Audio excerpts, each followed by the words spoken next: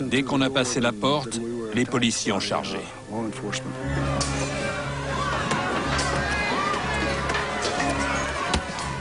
On était en train de se battre et ils me frappaient avec une matraque. Je m'en suis emparé et je l'ai utilisé contre eux. Moi, j'étais sur les marches. On a mis un type en sang, on lui a arraché son casque et on l'a frappé jusqu'au sang. Ensuite, on a traversé la route et on est allé chercher de l'essence à la station-service pour faire des cocktails Molotov et les balancer contre le bâtiment. Très vite, les murs ont pris feu. Les manifestants incendient le tribunal et saccagent la ville.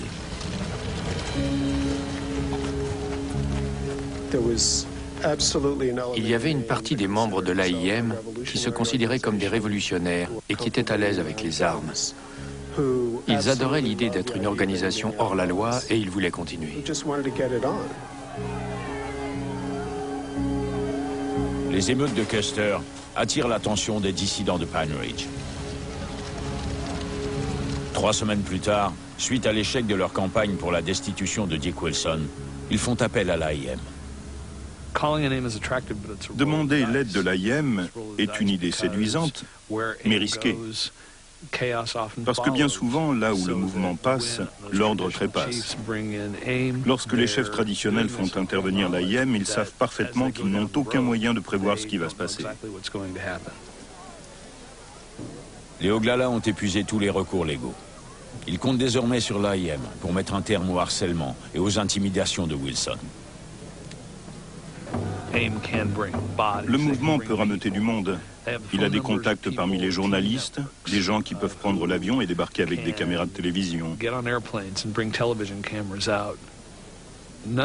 Aucune des organisations nationales indiennes officielles ne peut en faire autant. Le mouvement des Indiens d'Amérique n'avait qu'une devise, n'importe où et n'importe quand. C'était notre tâche la plus importante, être là où il y avait de l'injustice et la dénoncer.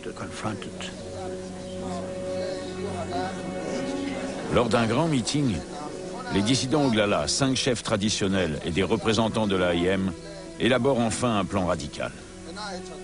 Ensemble, ils s'empareront du village de Wounded Knee, forceront Dick Wilson à démissionner et pour la première fois depuis près d'un siècle, porteront la question indienne sur le devant de la scène. The Oglala Nation is at a crossroads that can change the course of history for Indian people all across the nation. And I would like to ask that the chiefs listen very closely to what is being said here.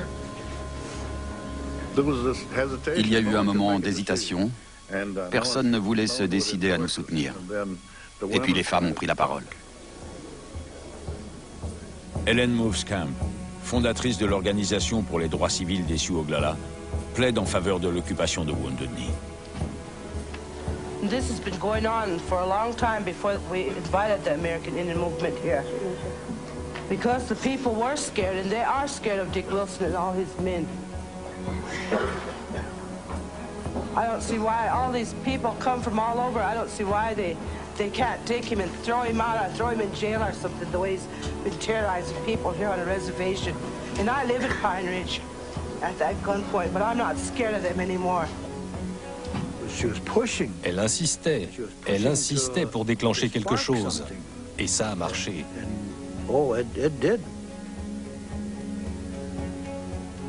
Fools Crow, le plus vieux chef traditionnel présent, est le dernier à parler. Allez-y, emmenez vos frères du mouvement des Indiens d'Amérique à Wounded Knee et faites acte de résistance.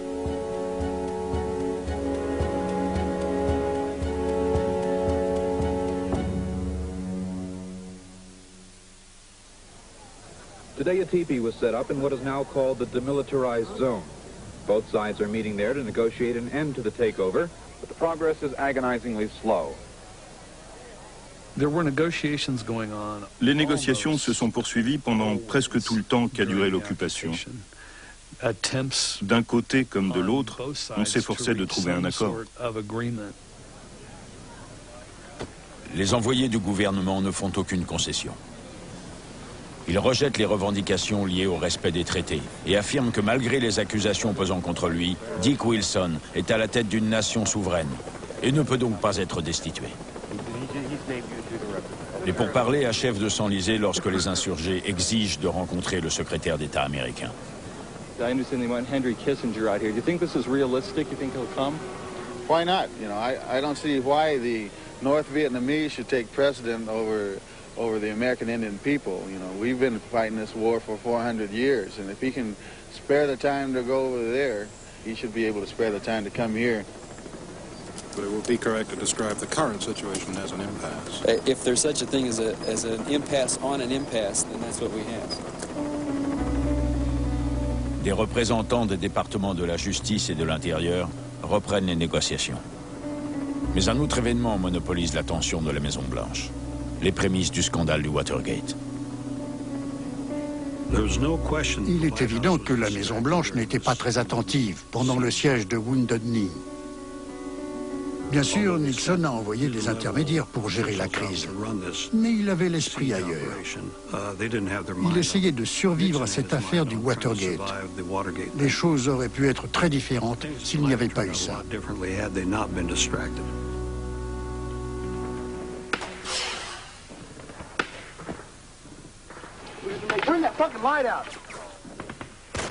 À Wounded Knee, les journées sont relativement calmes.